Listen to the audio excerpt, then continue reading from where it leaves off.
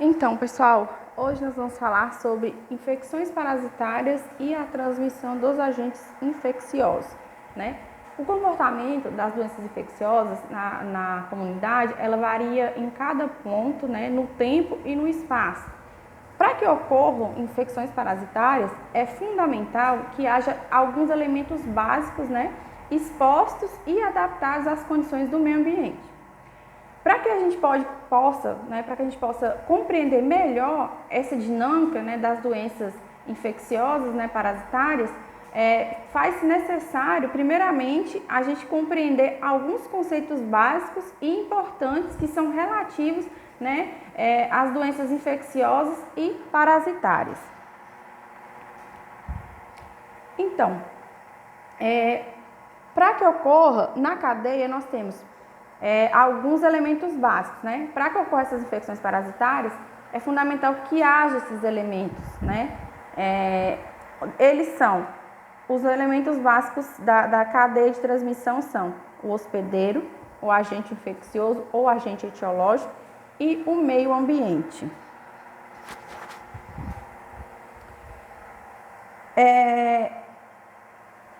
Nós temos aqui ainda um quarto elemento, né? Que em muitos casos a gente tem a presença de vetores, que nada mais são que insetos, né, que transportam os agentes infecciosos de um hospedeiro parasitado para outro, até então sadio, que não estava infectado, como é o caso da febre amarela, da leishmaniose, da malária, da doença de Chagas, entendeu? Que ele carrega o vetor e transmite de um hospedeiro parasitado, de um hospedeiro infectado para um hospedeiro sadio, não infectado, tá? Aqui eu coloquei o exemplo para vocês do Anopheles, que é o causador, né, da malária, e esse aqui é o mosquito palha, é o causador da leishmaniose, né, do tão temido calazar. Nós temos ainda alguns termos importantes, né? O agente etiológico ou patogênico é todo organismo capaz de causar infecção, né? Ou seja, por exemplo, da malária é o plasmódio, da leishmaniose é a leishmania brasiliensis.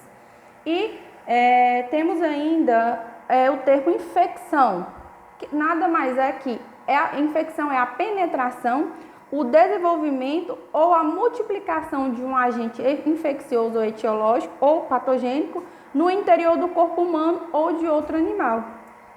Sendo assim, para cada infecção parasitária existe uma cadeia de transmissão própria. Por exemplo, né, o Ascaris lumbricoides, que é a temida lombriga, tem como hospedeiro somente o homem, porém, os seus ovos eles precisam passar pelo meio ambiente, né, em condições ideais de temperatura, umidade e oxigênio, para poder evoluir, para esses ovos amadurecerem até encontrar um novo hospedeiro. Por isso que o ciclo do Ascaris, você ingere alimentos contaminados com ovos, né, as lombrigas se desenvolvem, né, no interior do estômago, né, colocam novos ovos que saem nas fezes, e começa novamente o ciclo. Coloquei esse só para vocês verem, tá vendo? Nós temos a fêmea, geralmente a fêmea do Ascaris ela é maior que o macho, né? Elas possuem dimorfismo sexual, então as lombrigas elas têm macho e fêmea, não são hermafroditas.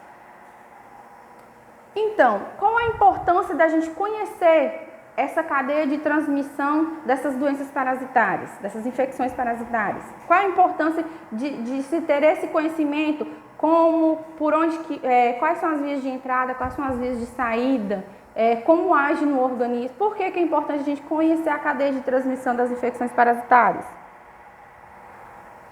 A importância, gente, está geralmente na possibilidade da gente agir, né? Com algumas maneiras, com medidas simples, por exemplo, para interromper um dos elos da cadeia de transmissão, né? Impedindo assim que esse micro-organismo se dissemine. O caso que nós estamos passando agora, né, dessa pandemia do coronavírus, quais são as medidas que a gente utiliza para interromper a cadeia de multiplicação, de disseminação do vírus? Lavar as mãos bem com água e sabão, fazer a utilização do álcool gel, não é? Essas medidas simples podem diminuir o contágio e quebrar um dos elos da cadeia, impedindo a disseminação desse micro-organismo.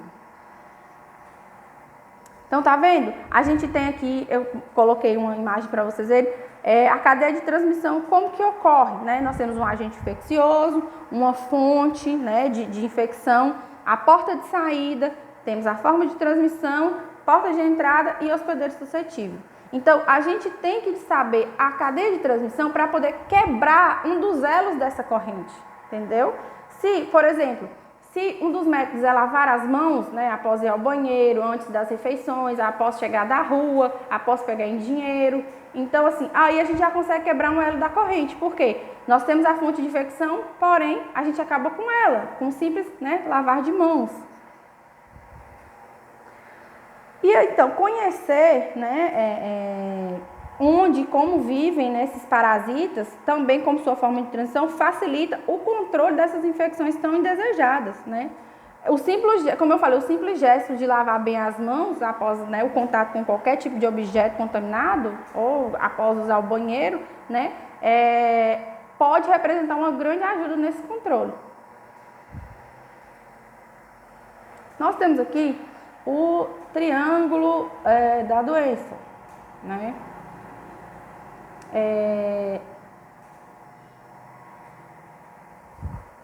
Que temos os 3 elos, né, os 3 elementos básicos, e no meio nós temos o 4º elemento, que é o inseto vetor, né?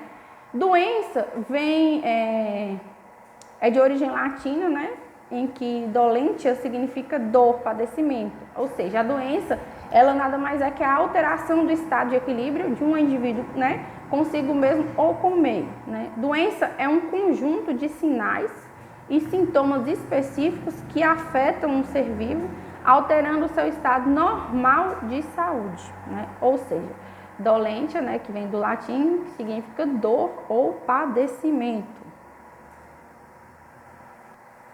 Então, o conceito, né, de doença infecciosa que a doença infecciosa é aquela que é causada por um agente infeccioso específico ou por seu produto tóxico e ocorre pela transmissão desse agente ou dos seus produtos de uma pessoa, animal ou reservatório infectado para um hospedeiro susceptível. É o caso, por exemplo, da leishmaniose. O mosquito palha, ele pica o animal, né, o cão infectado, né, carrega esse agente infeccioso, né, no intestino. E depois, quando ele pica o ser humano, ele transmite a leishmania para o ser humano, né? Então, esse é o conceito de doença infecciosa.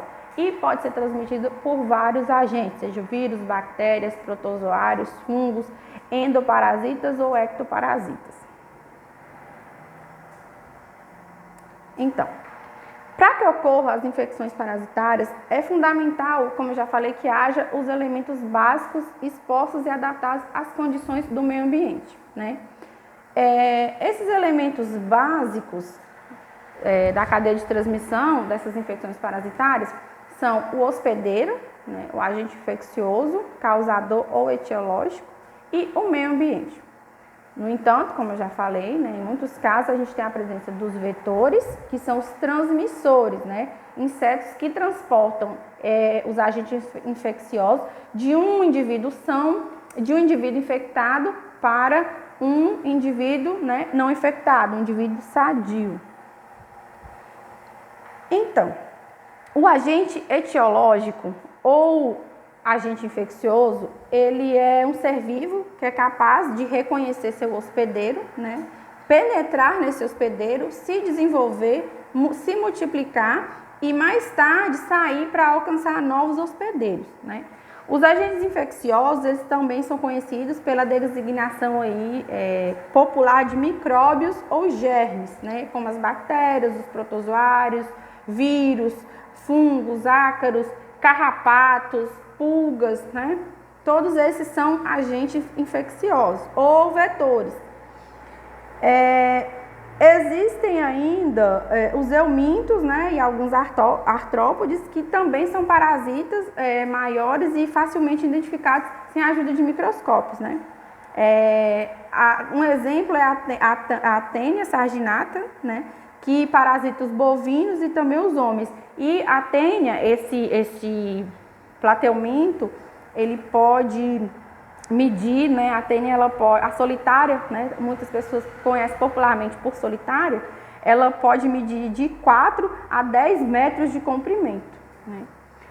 Esses parasitas, eles também podem ser classificados em endoparasitas e ectoparasitas, né? Os endoparasitas são aqueles que penetram no corpo do hospedeiro e a partir disso passam a viver, né? Portanto, o correto é dizer que o ambiente está contaminado e não infectado, tá?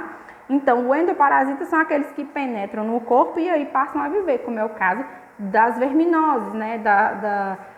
Oxiurus, Ascaris, né, das lombrigas, da Tênia, que é a solitária. E já os ectoparasitas são aqueles que não penetram no hospedeiro, mas vivem externamente, né, na superfície do corpo, como é o caso desses artrópodes, né, as pulgas, piolho, carrapato e ácaros. O outro fator é o meio ambiente, né? O meio ambiente é o espaço constituído por fatores físicos, químicos e biológicos, né? Cujo intermédio só influencia tanto o parasita como o hospedeiro. Como os exemplos, a gente pode apontar aí os físicos, né? Como a temperatura, a umidade do ar, o clima, se é mais quente, se é mais frio, né? A luminosidade, a quantidade de luz solar daquele ambiente. Os químicos podem ser os gases atmosféricos, né? O ar, o pH, o teor de oxigênio, algum agente tóxico, né? Como, por exemplo, a presença de esgoto, né? A presença de matéria orgânica. E os biológicos, que são água, nutrientes, né? Os seres vivos que estão ali naquele ambiente, né? Animais, plantas. E aqui eu destaquei alguns fatores que podem influenciar o ambiente, como é o caso, por exemplo, aí, do abastecimento de água potável. A maioria das pessoas que apresentam infecções parasitárias são pessoas de baixa renda, que vivem em situações de pobreza, né? Principalmente o pessoal das favelas, quando tem as enchentes, por exemplo, os surtos da leishmaniose, dessas doenças, que vem, né, a partir do momento que tem muito lixo, muito entulho, os locais não tem tratamento, nem coleta de esgoto, não tem manejo das águas pluviais, não tem manejo daqueles resíduos sólidos, o lixo é todo jogado na água, na mesma água em que a população daquela comunidade utiliza para beber, utiliza para lavar roupa, né, para uso básico. Então, assim, a maioria dessas doenças infecciosas parasitárias, ela ocorre em populações de baixa renda, por conta da falta de saneamento básico mesmo. E nós temos aí, na cadeia de transmissão, o hospedeiro, né, que pode ser um homem ou um animal, que pode estar exposto ao parasita ou ao vetor transmissor, quando for o caso, né, se houver esse vetor. Nessa relação de parasita hospedeiro, né, o hospedeiro ele pode comportar como um portador são, ou seja, assintomático. Ele não apresenta sintomas, né, aparentes. Ou como um indivíduo doente, que é aquele que apresenta os sintomas. Porém, ambos são capazes de transmitir essa parasitose, né? Tem pessoas que têm uma certa resistência a certos tipos de micro-organismos. Ele carrega o micro-organismo, mas eles vivem em espécie de simbiose, que é quando você tem uma relação harmônica. Você carrega o parasita, ele tira o que ele precisa, mas ele não causa prejuízo para aquele indivíduo. Então, tem muitos indivíduos que são assintomáticos. Porém, os indivíduos que não apresentam sintoma, não desenvolvem o sintoma da doença, eles conseguem transmitir da mesma forma daquele indivíduo que apresenta os sintomas da doença, né? Como é o caso, por exemplo, dos porcos e dos bovinos, que são portadores assintomáticos das solitárias. Eles carregam a solitária, né? Porém, eles não apresentam sintomatologia nenhuma da doença. Quando o ser humano, né, entra em contato com os ovos, o ser humano já apresenta sintomas da doença, né? Nós temos aí 4 tipos de hospedeiro. Temos o primário ou definitivo, o secundário ou intermediário e o paratênico ou de transporte e ainda o reservatório.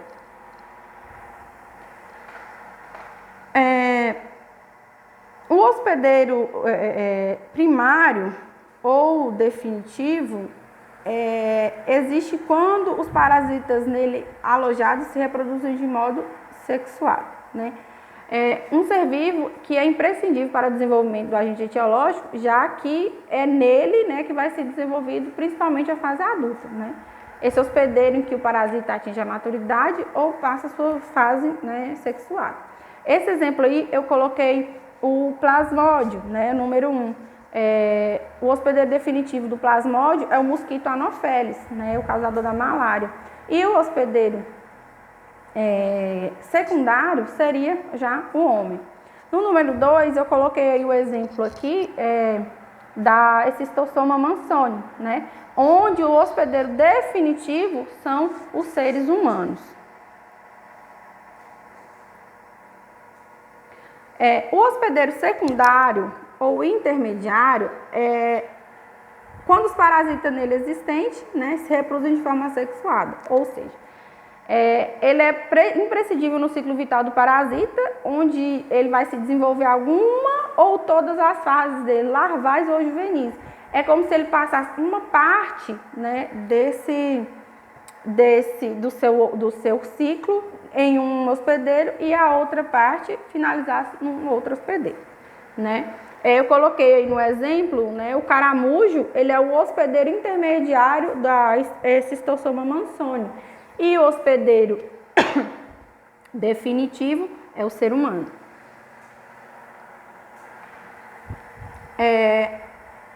O hospedeiro de transporte é o tipo de hospedeiro intermediário no qual o parasita imaturo ele pode sobreviver por tempo indeterminado, né, por tempo definido, mas o desenvolvimento ainda requer uma infecção pelo hospedeiro definitivo.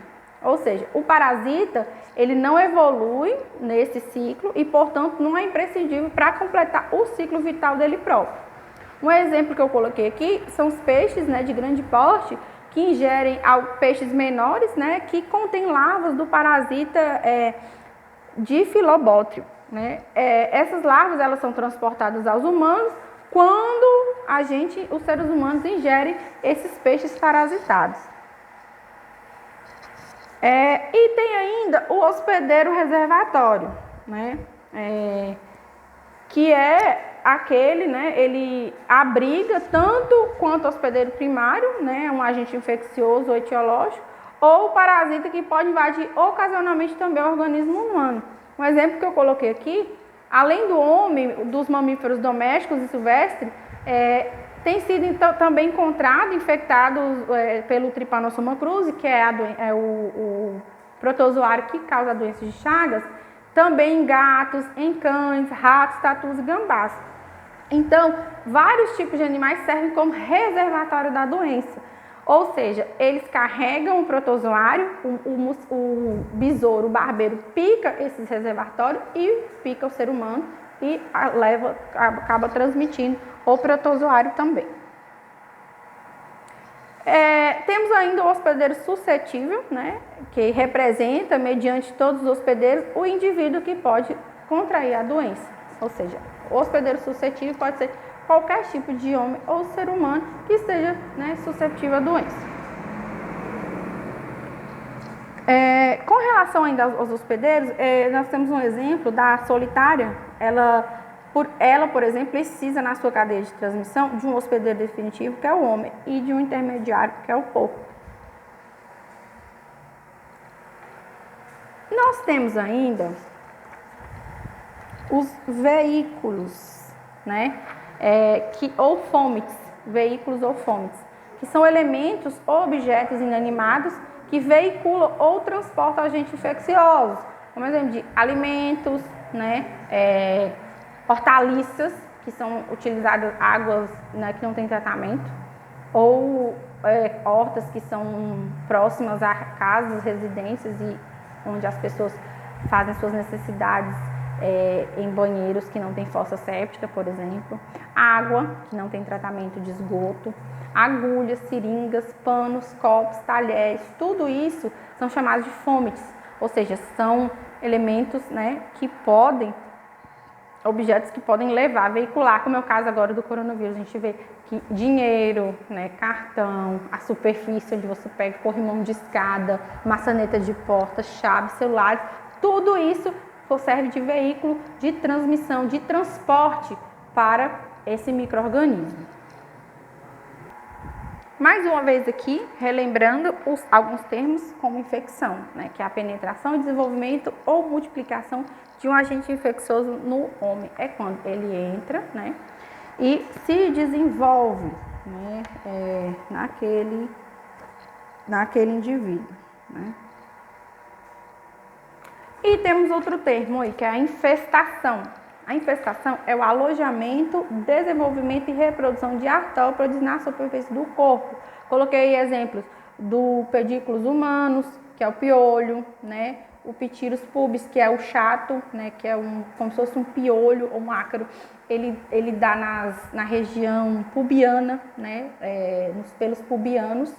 Temos a Ancylostoma brasiliense, que é o bicho geográfico, né? O Sarcoptes scabiei, que é a sarna, e a Tunda penetris, que é o bicho de porco, conhecido como bicho de porco.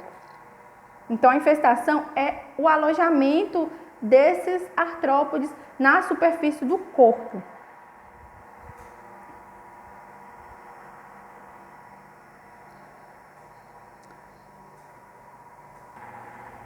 Anteriormente, nós vimos, né, que as relações que se estabelecem, né, a todo momento entre os seres vivos e esses agentes infecciosos, parasitas, elas não são estáticas, né, não são definitivas. Pelo contrário, elas são muito dinâmicas, né, e exigem constante adaptação de ambos os lados, tendendo sempre para o bem, né, das partes envolvidas para se aproximar de um equilíbrio, né. Entretanto, a gente sabe que tanto o parasita quanto o hospedeiro, ele sofre influência direta do ambiente, no qual, por sua vez, também sofre constantes alterações, né? Seja de ordem natural ou artificial, como aquelas que são causadas pelo próprio homem, né? Nós vamos ver agora o que são doenças transmissíveis e não transmissíveis, né? E os modos de transmissão, né? Nem todas as doenças que ocorrem em uma comunidade, elas são transmitidas ou passadas, né, de pessoa para pessoa, ou seja, que se pega. Existem também aquelas que não se transmitem, né, desse modo, que, por exemplo, se eu espirro, claro que a pessoa que estiver no mesmo ambiente, se eu estiver com algum ou vírus da gripe, um resfriado, a pessoa pode ser contaminada, né. Agora que a gente já aprendeu a diferenciar os seres vivos dos seres não vivos, né, o conhecido fenômeno do parasitismo, a gente pode afirmar que todas as doenças transmissíveis ou todas as infecções parasitárias, gerando ou não doenças, são causadas somente por seres vivos, né? Que são os chamados agentes infecciosos ou parasitas. O sarampo, a cachumba, sífilis e tuberculose podem nos dar exemplo desse fato,